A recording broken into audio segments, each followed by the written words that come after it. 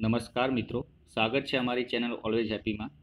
Mission constable 2018 અંતર્ગત કાયદો તેમજ આઈપીસી કલમને લગતા મોસ્ટ ઇમ્પોર્ટન્ટ ક્વેશ્ચનનો આ વિડીયો બનાવ્યો છે. પરીક્ષા આપવા જતાં પહેલાં મિત્રો એકવાર જરૂરથી આ વિડીયો જોજો અને વિડીયો અંત સુધી જોજો, તમને પરીક્ષામાં બહુ ઉપયોગી રહેશે. અને હા મિત્રો, વિડીયો જો પસંદ આવે તો વિડીયોને એક લાઇક પણ કરી દેજો, જરૂર પડે તો કોમેન્ટ પણ કરજો અને મિત્રો સાથે શેર પણ કરજો.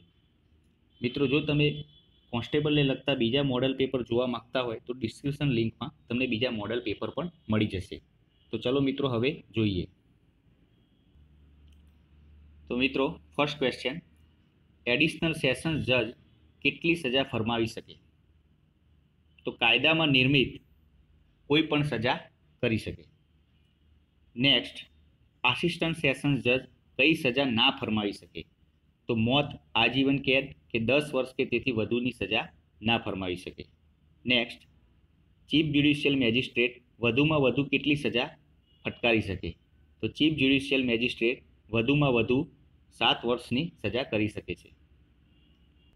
નેક્સ્ટ, ચીફ મેટ્રોપોલિટન મેજિસ્ટ્રેટ વધુમાં વધુ કેટલી સજા કરી શકે? તો વધુમાં વધુ 7 વર્ષની સજા કરી શકે. Next, first class judicial magistrate વધુમાં વધુ કેટલી સજા કરી શકે? તો ફર્સ્ટ ક્લાસ જ્યુડિશિયલ મેજિસ્ટ્રેટ વધુમાં વધુ 3 વર્ષની કેદ કરી શકે. Next, second class judicial magistrate વધુમાં વધુ કેટલી સજા કરી શકે? તો સેકન્ડ ક્લાસ જ્યુડિશિયલ મેજિસ્ટ્રેટ વધુમાં વધુ 1 વર્ષની કેદ કરી શકે. નેક્સ્ટ, એક્ઝિક્યુટિવ મેજિસ્ટ્રેટની નિમણૂક કોણ કરે છે? તો એક્ઝિક્યુટિવ મેજિસ્ટ્રેટની નિમણૂક રાજ્ય સરકાર કરે છે. નેક્સ્ટ, ડિસ્ટ્રિક્ટ મેજિસ્ટ્રેટ કોના નિયંત્રણમાં કામ કરે છે? તો ડિસ્ટ્રિક્ટ મેજિસ્ટ્રેટ રાજ્ય સરકારના નિયંત્રણમાં કામ કરે છે. નેક્સ્ટ, રીઢા ગુનેગારો પાસેથી સારી ચાલ ચલગતની જામીનગીરીઓ કોણ લઈ શકે છે? તો રીઢા ગુનેગારો પાસેથી સારી ચાલ ચલગતની જામીનગીરી એક્ઝિક્યુટિવ મેજિસ્ટ્રેટ લઈ શકે છે. નેક્સ્ટ, પબ્લિક પ્રોસ્ટિટ્યૂટની જોગવાઈ કઈ કલમમાં કરવામાં આવી છે? તો પબ્લિક પ્રોસ્ટિટ્યૂટની જોગવાઈ કલમ નંબર 24માં કરવામાં આવી છે. નેક્સ્ટ, સેશન્સ જજે કરેલી ફાંસીની સજા કોને મંજૂરીને આધીન છે? તો સેશન્સ જજે કરેલી ફાંસીની સજા હાઈકોર્ટને મંજૂરીને આધીન છે. નેક્સ્ટ, વગર વોરંટ ધરપકડ કરવાની સત્તા કઈ કલમમાં છે? તો કલમ 41માં. પોલીસ કઈ વ્યક્તિની વગર વોરંટ ધરપકડ કરી શકે છે? તો બહુ ઇમ્પોર્ટન્ટ ક્વેશ્ચન છે. પોલીસ કઈ વ્યક્તિની ધરપકડ વગર વોરંટ કરી શકે છે? તો કોગ્નિઝેબલ ગુનામાં સંડોવાયેલ કે વાજબી શક હોય, કાયદા વગર ઘર ફોડીનું હથિયાર રાખનાર, રાજ્ય સરકારે ગુનેગાર ઠરાવેલ હોય, ચોરીની મિલકત રાખનાર હોય અને તે બાબતમાં ગુનામાં સંડોવાયેલ પોલીસની ફરજમાં અવરોધ કરનાર વ્યક્તિને કરી શકે છે. નેક્સ્ટ, કેવા ગુનામાં ખાનગી વ્યક્તિ આરોપીની ધરપકડ કરી શકે? તો ખાનગી વ્યક્તિ કેવા ગુનામાં ખાનગી વ્યક્તિ આરોપીની ધરપકડ કરી શકે? તો વ્યક્તિની હાજરીમાં થયેલા અને બિનજામીનપાત્ર અને નિગૃહનીય ગુનામાં તેની ધરપકડ કરી શકે છે. નેક્સ્ટ, ધરપકડ કરવાની રીત કઈ કલમમાં વર્ણવી છે? તો ધરપકડ કરવાની રીત કલમ 46માં વર્ણવી છે. નેક્સ્ટ, ધરપકડ કરાયેલ વ્યક્તિના હકો કયા છે? તો કોઈ બી વ્યક્તિનું ધરપકડ કરાયેલ હોય તો એ વ્યક્તિના હકો કયા છે? તો ધરપકડનું કારણ જાણવાનું અને જામીન પર છૂટવાનો હક છે. નેક્સ્ટ, તબીબ દ્વારા બળાત્કારના આરોપીની તપાસની જોગવાઈ કઈ કલમમાં કરવામાં આવી છે? તો બળાત્કારના આરોપીની તપાસની જોગવાઈ કલમ 53A કરવામાં આવી છે. સમન્સની બજાવણી કોણ કરી શકે? તો સમન્સની બજાવણી પોલીસ અધિકારી, અદાલતનો અધિકારી કે જાહેર સેવક કરી શકે છે. નેક્સ્ટ, સમન્સ કોની પર બજાવી શકાય? તો સમન્સ કોઈ વ્યક્તિ પર, કોઈ નિગમ પર કે મંડળી ઉપર બજાવી શકાય છે.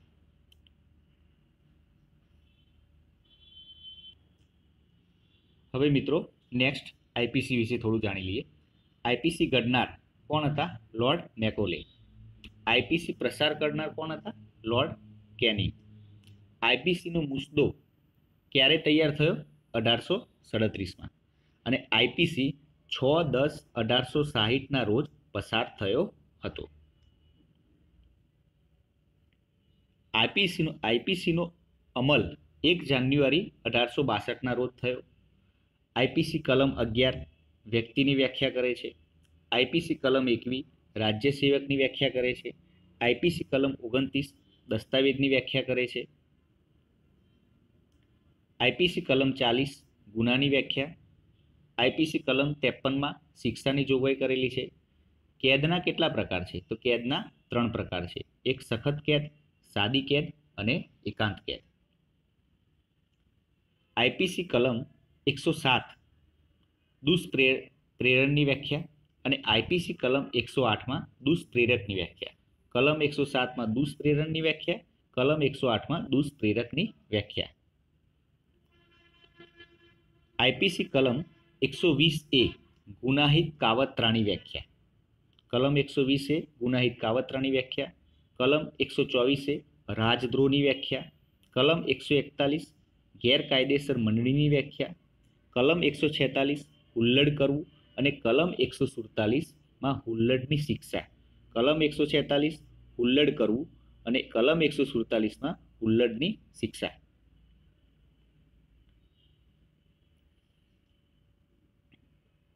કલમ 159 બખેડાની વ્યાખ્યા અને કલમ 160 બખેડા અંગેની સજા.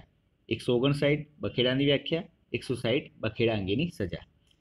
કલમ 191 ખોટો પુરાવો આપવો ગુનો બને છે અને કલમ 192 ખોટો પુરાવો ઊભો કરવો ગુનો બને છે. 191માં ખોટો પુરાવો આપવો ગુનો બને છે. 192માં ખોટો પુરાવો ઊભો કરવો ગુનો બને છે. કલમ 212માં ગુનેગારને આશરો આપવો ગુનો બને છે. કલમ 230માં સિક્કાની વ્યાખ્યા આપવામાં આવેલી છે અને કલમ 231માં ખોટા સિક્કા બનાવવા ગુનો છે. તો મિત્રો અહીંયા થોડું લખવામાં ભૂલ થઈ છે કે કલમ 230માં સિક્કા બનાવવા એ ગુનો છે. સિક્કા બનાવવા ગુનો છે અને કલમ 231માં ખોટા સિક્કા ભારતના ખોટા સિક્કા બનાવવા ગુનો છે. નેક્સ્ટ કલમ 232 ખોટા ભારતીય સિક્કા બનાવવા એ ગુનો બને છે. કલમ 299 ગુનાહિત મનુષ્યવધ સાપરાધ મનુષ્યવધની વ્યાખ્યા. કલમ 300 ખૂનની વ્યાખ્યા. કલમ 302 ખૂનના ગુના બદલ શિક્ષા.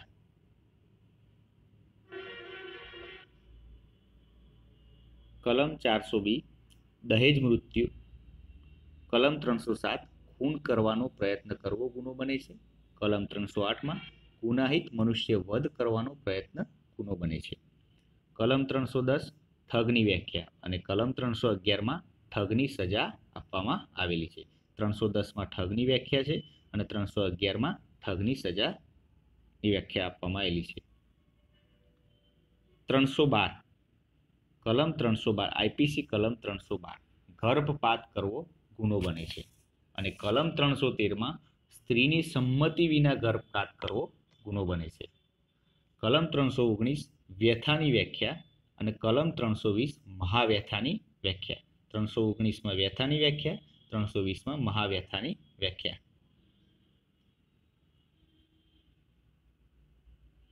કલમ 339 ગેરકાયદે અવરોધની વ્યાખ્યા અને કલમ 340માં ગેરકાયદે અટકાયતની વ્યાખ્યા.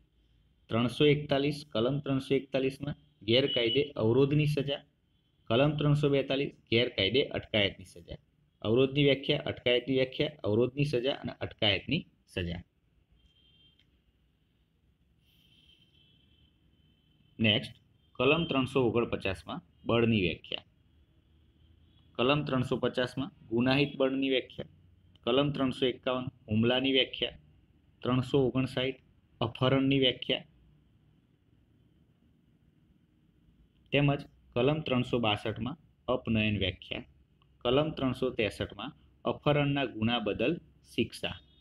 આઈપીસી કલમ 375 બળાત્કારની વ્યાખ્યા. 376માં બળાત્કારનો ગુનો કરવા બદલ સજા. 375માં વ્યાખ્યા, 376માં ગુનો કરવા બદલ સજા. કલમ 377 સૃષ્ટિ વિરુદ્ધના ગુના.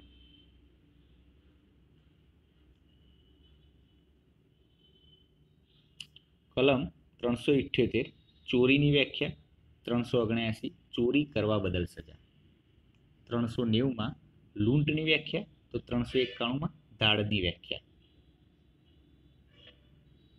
કલમ 392 લૂંટ અંગેની સજા, જ્યારે કલમ 393 લૂંટ કરવાની કોશિશ કરવી. 395 દાળ માટેની સજા. 396 ખૂન સાથે દાળ.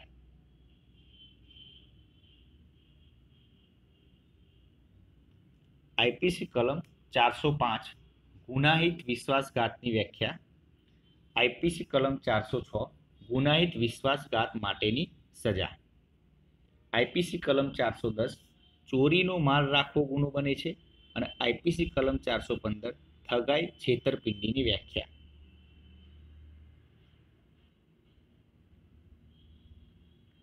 આઈપીસી કલમ 417 ઠગાઈની સજા. કલમ 425 બગાડની વ્યાખ્યા. કલમ 426 બગાડ માટેની સજા. કલમ 441 ગુનાહિત અપ્રવેશની વ્યાખ્યા. અને કલમ 442 ગુરુ અપ્રવેશની વ્યાખ્યા.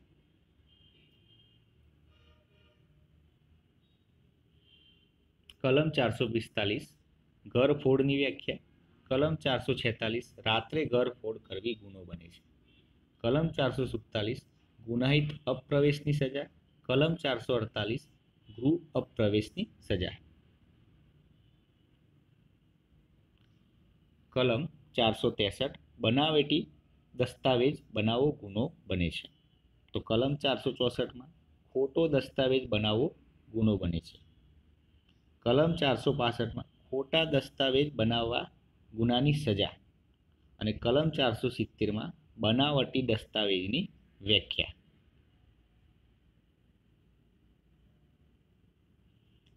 નેક્સ્ટ કલમ 499 બદનક્ષીની વ્યાખ્યા. તો કલમ 500 બદનક્ષી ગુના બદલ સજા. કલમ આઈપીસી કલમ 503 ગુનાહિત ધમકીની વ્યાખ્યા. તો આઈપીસી કલમ 506 ગુનાહિત ધમકી બદલ સજા. તો મિત્રો આ હતો આપણો વિડીયો. તો મિત્રો તમને વિડીયો જો પસંદ આવ્યો હોય તો પ્લીઝ વિડીયોને એક લાઈક આપી દેજો, તેમજ પોતાના મિત્રો જોડે શેર પણ કરજો અને અમારી ચેનલને સબસ્ક્રાઈબ પણ કરી દેજો અને બેલ આઇકોનને જરૂરથી દબાવજો, જેથી કરીને આવનારા હરેક વિડીયોની નોટિફિકેશન આપને સૌ પ્રથમ મળી રહે. ચલો મિત્રો, Jai Hind, Jai Bharat. Best of luck, best wishes for police constable 2018 ભરતી માટે.